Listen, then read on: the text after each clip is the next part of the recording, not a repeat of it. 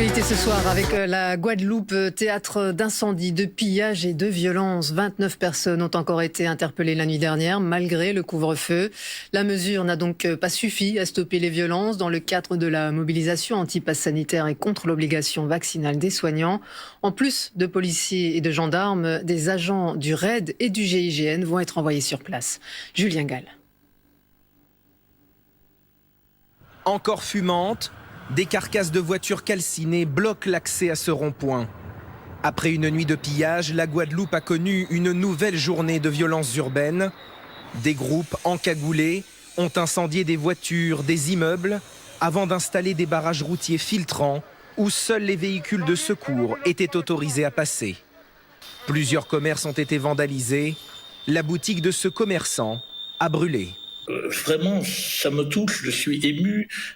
C'est une entreprise familiale, il y avait des souvenirs. Visés par des tirs et des jets de pierre, les forces de l'ordre ont répliqué à coups de gaz lacrymogène avant d'envoyer des patrouilles mobiles et des véhicules blindés. Nous essayons tant bien que mal de lever tous les barrages qui empêchent les personnes d'aller et venir et aussi qui créent des situations qui mettent en difficulté la population.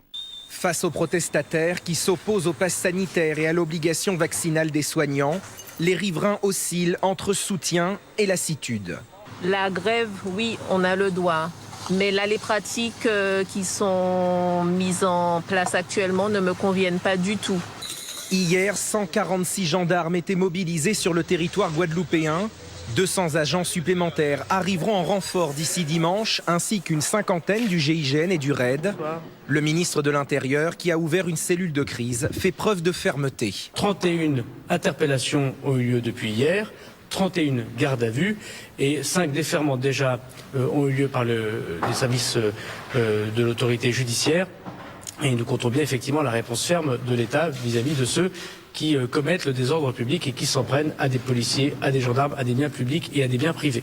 Alors que les blocages continuent, les autorités tentent de réinstaurer le calme en Guadeloupe, 5 jours après le début des émeutes.